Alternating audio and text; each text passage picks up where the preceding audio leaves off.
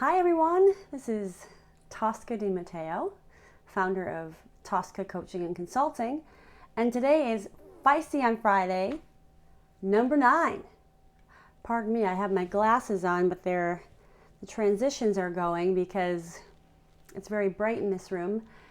And since I can't see that well, I need to put them on so I'm not squinting the entire time that I'm talking to you. But yeah, so Feisty on Friday today is going to be about energy, protecting your energy, protecting your vibe, protecting your mood, however you want to think about it. Hi, Tyler. Shayna, good to see you. Thanks for joining. So I'm on vacation, right? And I'm making choices about what I'm doing for work. And Feisty on Friday is definitely something that I want to bring to you. And the reason, this topic of protecting your energy, your vibe, your mood is so important to me. It's important to me in all areas of my life. Shayna, I'm glad that you're excited to be here for this topic because I certainly, it's a work in progress always, right? Whether you're at work, whether you're at home, whether you're watching the news, how do you honor where you're at, right? What you want your vibe and your energy to be. And I think there's two elements of this, right? The first element, I feel bad that like you can't see my eyes. I think the first element is that really getting yourself where you want to be, right? In the place that you want to be, mood-wise, energy-wise, what have you. And the second piece is then how do you maintain that without being impacted by the energy, the vibes, the people around you? Because what happens is when we allow ourselves to be impacted by that, we are giving away our power, point blank. So in terms of getting to the place that you want to be, look, I feel like there's so many ways to do that, right? And so much of it is about intention. It's like when you wake up in the morning, what do you want that day to be like? What do you want it to feel like? And really be conscious about that. Even if you wake up on the wrong side of the bed, how can you then either create a routine for yourself or bring a mantra into your day that will help you see that even though it might be cloudy, there is still sunshine behind there, right? That you have complete control over your mood. So some of the things that I do in the morning when I'm, especially like when I have clients, I feel like where my energy is at is really important to get it to where I want to be. So I will really take some time and meditate. And if I don't have time to even do that, sometimes I just take some deep breaths. Just really take the time to like clear out whatever is going on for me. And this clearing out through the breath is a tactic that you can use throughout the day. If somebody is driving you nuts, if you're watching the news and it's really bad information, it's depressing, it's frustrating, whatever, how can you take a breath and reset yourself within that? And some of you may be feeling, oh my God, this is like so hokey, like what the heck, and I implore you to give it a try. And don't just give it one try, but try it over and over again to see how you can connect with your breath. And yes, this is kind of like a yoga / meditation, like kind of terminology, but let me put it to you this way. We have the ability, right? We are so powerful. We have the ability to heal ourselves. We have the ability to change our own mood, our own mindset. We have the ability to heal from our past, and create the future that we want. And so if that is all true, and if you believe that, and that we are living through our breath, then when you use the breath intentionally, couldn't that be the most powerful thing that we do? Our breath is our life. Our breath is how we get through moment to moment. So again, I come back to, all right, you want to be in the energy that you desire, using your breath, meditation, setting your intention, creating. I was talking to a wonderful friend of mine. Even gamify the idea of what mood you want to be in. Maybe you write down a bunch of different moods on pieces of paper. When you wake up in the morning and you're not in a mood that you want to be in, maybe you pull out one of those mood cards and say, okay, like I'm going to embrace whatever that is. Maybe it's playfulness, maybe it's adventure, maybe it's calmness, whatever those desirable mood states might be. And then you can kind of work with that. Oh, what can I do to kind of get into a playful mood, you know? And it's really funny. I'm sitting in front of this beautiful view, and I saw there was this really big bird. I think it's an eagle. And this eagle was flying around, and the seagull comes and is like trying to get at it. I think maybe the eagle has some food or something that the seagull wanted.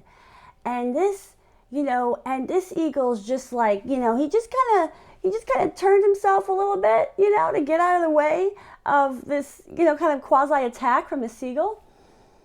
And I'm like, that's what it's about, isn't it? It's like, you know what? I'm not going to turn around and I'm not going to attack the seagull. I'm doing me, and I'm just going to flutter you off, but being able to do that, being able to let people's comments, actions wash over you versus, stick to you, is about really understanding yourself and your energy and where you want to be first. And I don't know, I just take a look at nature as great examples of how can we think about these things maybe in new or different ways, right? So I think throughout the day, when you're trying to stay in the energy that, maybe you start your day and you're doing awesome, you want to stay in it.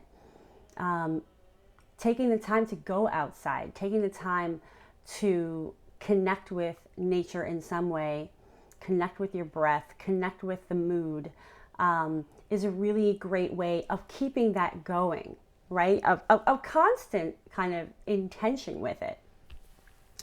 Okay, so there's some ideas around what can you do for yourself, for your energy, for your mood, right? And those examples go on and on. So what do you do when the people around you are just like their energy is not one that you want? And there's a lot of different kinds of people out there. Sometimes we don't even realize that we're around people that are just draining our energy. There's some people that I call energy vampires.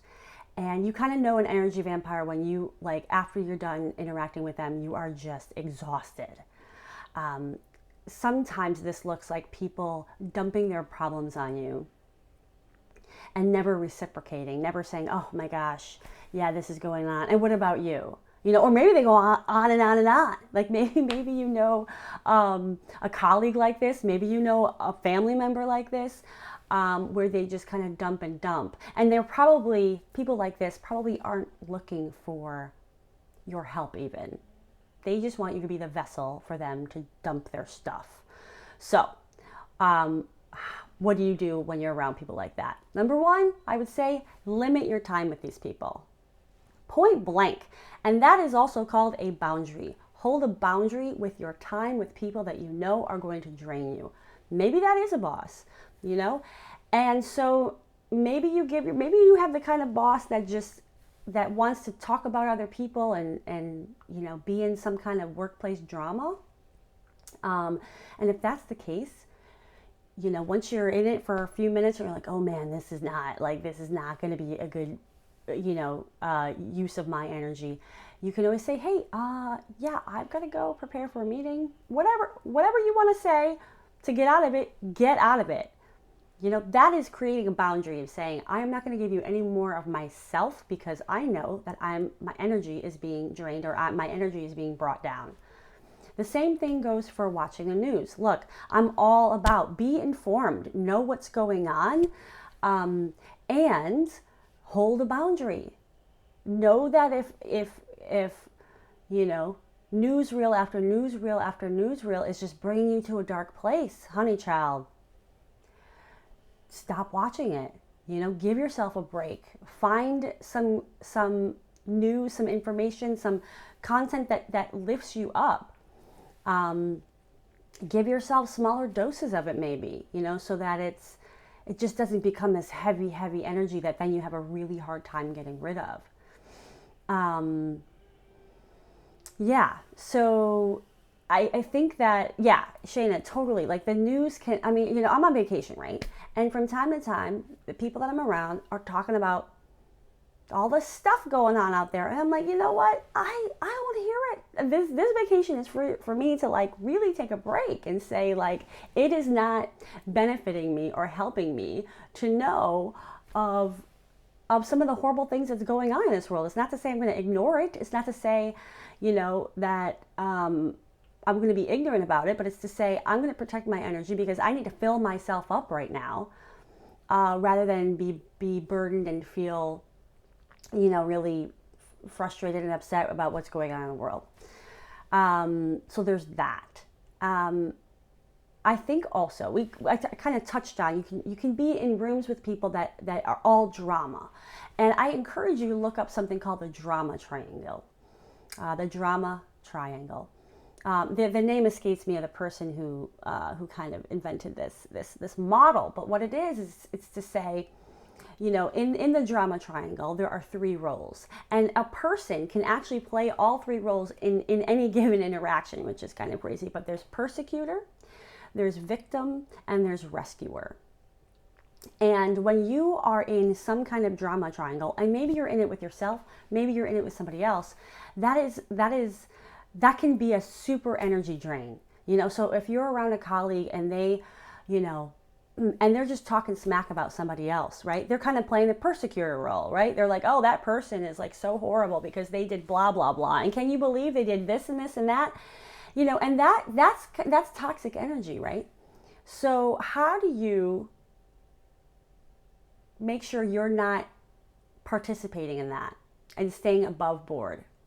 Well, again, limit the conversation, step out of the conversation, hold your boundary. You can also pivot the conversation to talk about something else. You can even say point blank, yeah, she looks, I'm making it up, yeah, she looks really sad today, but how are you doing today? What's going on with you? And then it becomes less about, this drama that this person is bringing you into. Because that's the other thing. What happens is people that enjoy being in that drama triangle, what they're looking for is like a reaction from you, right? A reaction from you, whether it's positive or negative, they just want the engagement.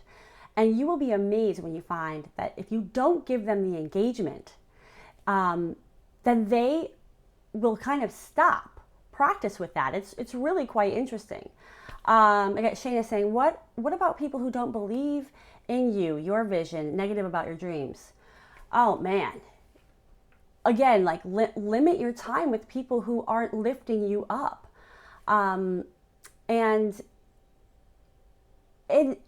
think part of it is having a strategy. If this is somebody, a colleague or a boss, right? Then what I would say is, the goal has to be to not be around those kinds of people in the long term, right? To have a plan to say, this isn't healthy. This is toxic for me, right? That you want to be in environments that are supportive. So really creating a plan for yourself to say, how do I get out of it? Yeah. And if it is family, limiting your time. Look, I think creating boundaries with family and shutting down conversations that you don't want to be a part of with family are the hardest relationships to manage. But absolutely, you have every right to to teach people how you want to be treated, right? So maybe it's a matter of like, hey, I don't want to talk about this topic with you because I don't feel supported, so let's not talk about it. So maybe it's limiting like the actual topic of conversation so that you don't end up feeling beat down by somebody who's giving you negative energy and negative opinions about what you're doing. And that's the other thing, that when we're having conversations with people, and especially when we talk about our visions and our dreams, that's such a vulnerable thing for us, right? It's so vulnerable to let somebody know, I have this dream. And so only the people that deserve, that have earned your trust to have those conversations should be people that you engage with for those topics. And as much as we want our families to be those people that are our cheerleaders, that are rooting us on, oftentimes they are not, unfortunately.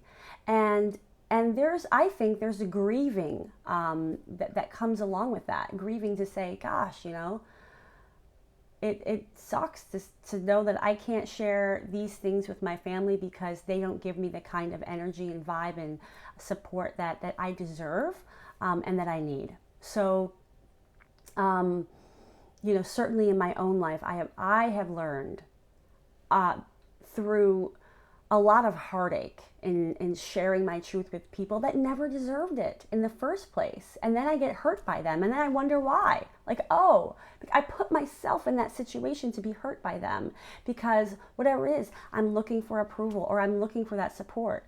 Girl, find it somewhere else. I have no doubt that you will find that kind of support for your dreams, for your aspirations, for who you want to be, for the life you want to live, from other people, from the family that you choose, maybe not the family that you were born into. So yeah, those are just some, hopefully that helps, some ways to, especially with, with these challenging relationships, they're complex. There's a lot of feelings of obligation that go along with some of these things. And even, in the working world, right? Like obligation that you have to listen to your boss when they're spewing venom about somebody else or about their boss. You feel like, oh, I have to sit and listen to this. No, you don't. No, you do not. I'm glad, Shana. Yeah, I'm so glad that helped. I think in general, thinking about how we're seeing our relationships and what we're thinking about those expectations is a really healthy way of realizing like what your options are and what your choices are. It's like, oh, I define this relationship in this box and I think about how I interact with this person because of these frameworks that we have. And guess what? Those frameworks you can throw right out the freaking window because no, you don't need to listen to your family vent, and you don't have to listen to your boss talking crap about their boss. You don't have to subject yourself to that energy. And for those who may have just joined, we're talking about how do you protect your energy so that you are living your best life and in the vibe that you want. I remember I had a boss at one point who really liked to just talk junk about everybody. And I had a coach at the time, and she advised me to not engage, to not respond, to not even say, oh, yes, or oh, no, or like just kind of the pause, like just don't say anything. Which could feel really uncomfortable. I'm not gonna lie. Like, I talk a lot. I'm an extrovert, and then to like listen to somebody and not even like, really acknowledge what they said or respond to what they said was really uncomfortable. But I did, and that person didn't get the response, any response, which is basically what they wanted, is any response, and positive or negative. and we just moved on to another topic. So you have that power. Yeah, and I think part of maintaining your own energy, think about like the five senses too, right? Um, like, what are you surrounding yourself with so that you can stay in a good place? Like, for example, we all know, right? You smell some roses, somehow your mood lifts, right? Or you're like, oh, you feel good, right? Maybe that's part of the perfume that you put on. Is like maybe the perfume is like the physical reminder of like, I'm gonna stay in my energy today. Maybe it's a bracelet, you know. Maybe it's some kind of movement, you know. Maybe, for example, if you feel yourself getting out of that feel good energy, maybe you take like the Superman or Superwoman stance, and you're like, and you just take a few deep breaths during the day, and you're just like, you're kind of creating that like protective shell around you. And that's another thing. You know, I talked about meditation and putting yourself in a space, but part of it is also this intention, like creating this like invisible intentional bubble around you. You know, and again, it may sound a little weird, but why not? Why not give it a try? Just to say, okay, like before I go and venture out into the world, before I have to go to this family reunion, before I have to do whatever, I'm just going to create this bubble of light around my body and just say a mantra to say like, you know, I am protected, or whatever that is for you, or like, you know, today I am going to be, I'm going to feel uplifted, and nobody can permeate that. Nobody can permeate that. So that's another kind of tool you can use to kind of keep protection. You know, and I think sometimes we have to also release, you know. So I'm thinking about some times where, you know, I had somebody come into my office, and it was really negative, you know, their vibe was just, you know, not where I wanted to be. And I had to collect myself, right? And walk away. And maybe I had to go outside, and maybe I had to scream. Maybe I had to let it out. Maybe I had to call a friend, and maybe I need to say, hey, like, do you have like 5 minutes? I just need to vent about what just happened so that I can let it go. And there's all those kinds of tools. How do you let it go? Like, yeah, if you do have to spend time with toxic people, maybe it is, you know, or maybe you have to go to a funeral or something like that, right? Where the vibe is really low. Like, and I shouldn't say low, but you know, it's heavy, you know. You know, some of what you can do is then plan for rejuvenation time. You know, again, whether that's spending time with a friend, maybe you're taking a salt bath, you know, maybe you're lighting some Palo Santo or some kind of scent that makes you feel good, that like uplifts you, that again, you're setting the intention of I'm going to clear this energy, right? Maybe you hop in the shower and you say, okay, my intention, this water is going to wash away the, you know, the negativity. That's another way to kind of, again, protect yourself from kind of the energies kind of building over the course of the day or the week or whatever. Yeah, going for a run, you know, doing physical activity can keep you kind of shedding the energies that don't serve you. Let me think. What if there is something else I want to say about this? You know, I think another way to manage interactions with people that maybe don't have a positive mindset or good outlook is really define for yourself, what does success look like when I'm with this person? And that might change too. So if it's a really hard relationship, you might say success for me will look like that I am not getting myself in the drama triangle. That I am not going to become a persecutor like that person becomes a persecutor. That could be, and that's a huge win. Like if you did that, that would be huge. Maybe success looks like that you are going to take deep breaths with this person and not respond immediately to what they have to say or their questions. So just give yourself space. Maybe success looks like I'm going to give myself space before responding with this toxic person. That's another, another way of being in control of yourself and not letting other people take power from you. Because every time that you react in a way that you're not proud of, that feels out of integrity, is a way that you're allowing somebody else to take your power. Because power is given, it's not taken. So it is within our control to stay firm and say, I'm not going to give this to you. I'm not giving you this power. Like I'm staying in my vibe. And the thing is, I think when you're around people that just want to bring you down, that they don't want to be around happy-go-lucky people because they're not comfortable around that kind of energy, what you will find is the more that you can maintain your zen or your mood, you will be shocked at what gets transformed around you.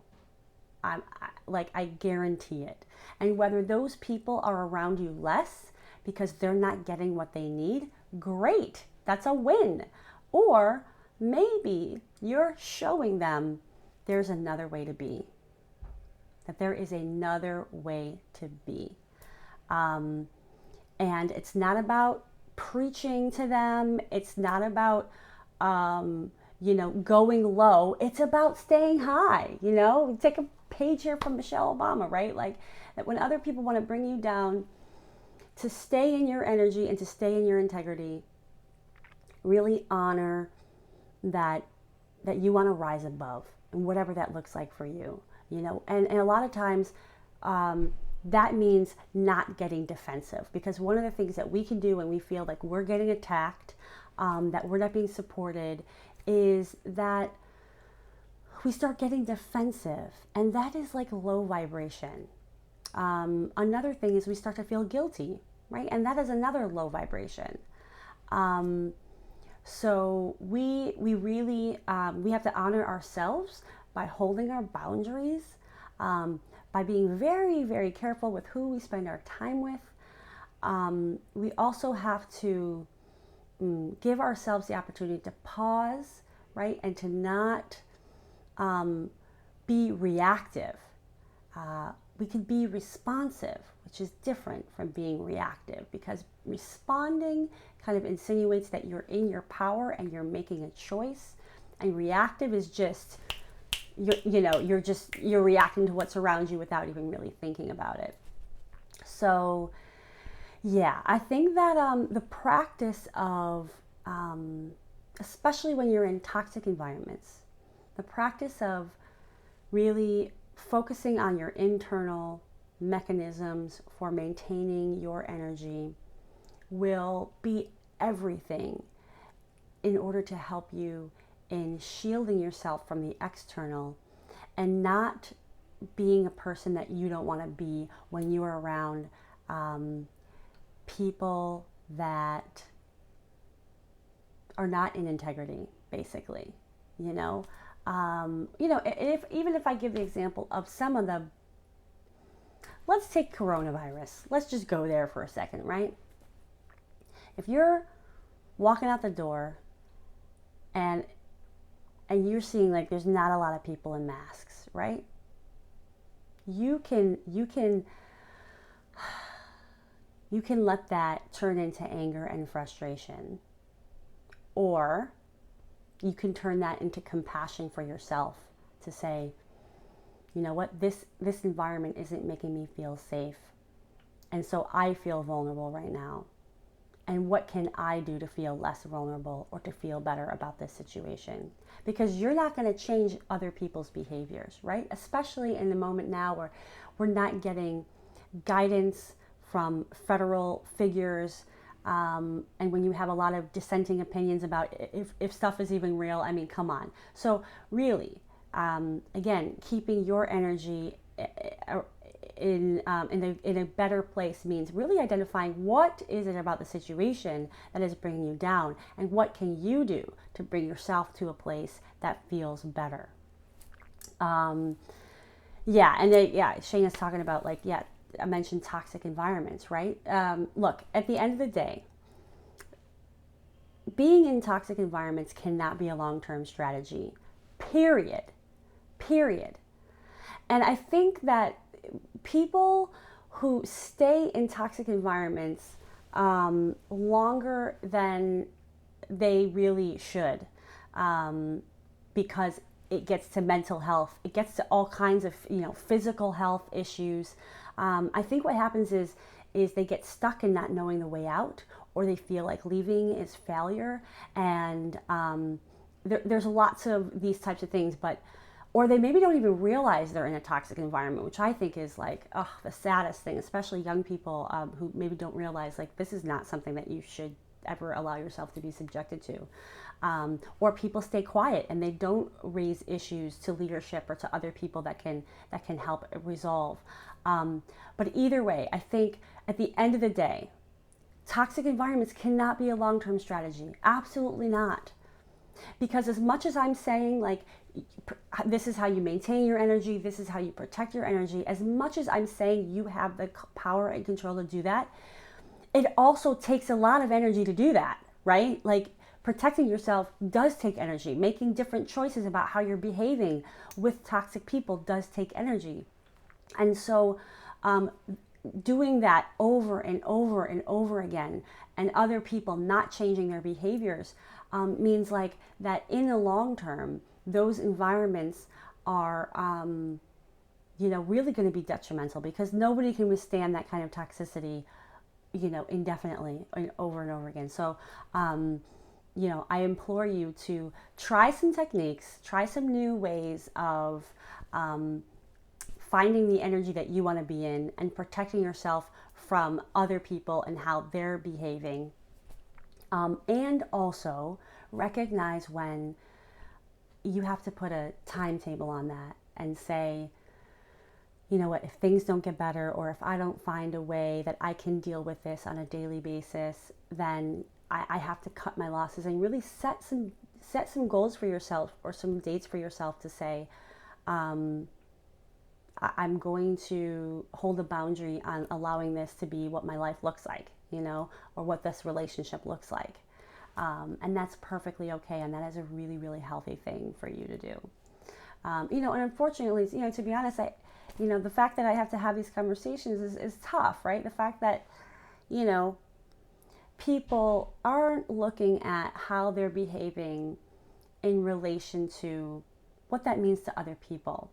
And I think that's the situation that we're living in right now, right? There's so many people that are behaving in ways that totally disregard others, and in just such blatant ways, and that feels really crappy, right? Because whether you're saying to yourself, these people don't care about me, or these people are super self-absorbed, I think that's just, it just says so much about the culture that we're in right now, and what we've fostered, and what we've tolerated, and what we've allowed, in terms of how we're treated. And yeah, sometimes we have to have really honest conversations with people. And that's part of it too. Like if you feel like you realize, oh my gosh, I'm realizing that this relationship I have with this person is really toxic. And you feel like you can even engage in a conversation to say, you know what? I realize that a lot of the way that we connect with each other is by talking poorly about these two colleagues. You know what? I realize I really don't feel good about that, and I don't want to do that anymore. Like, do you think that that's possible for us to not talk about those people anymore? Would you be willing to do that with me? And wow, talk about honest conversations, difficult conversations. You can also approach it that way, and really name it, name the toxicity, and say I just want you to know, if I find that we're talking about this, I'm going to change the conversation. And I just want to let you know, so that's another way you can do it. But anyway,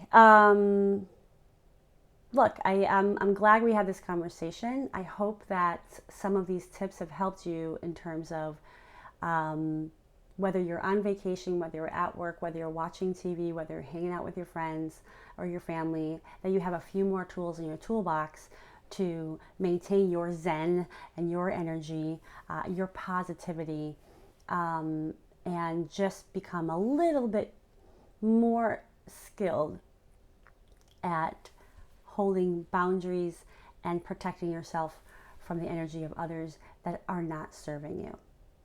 So yeah, this was, again, Feisty on Friday. We talked about protecting your energy.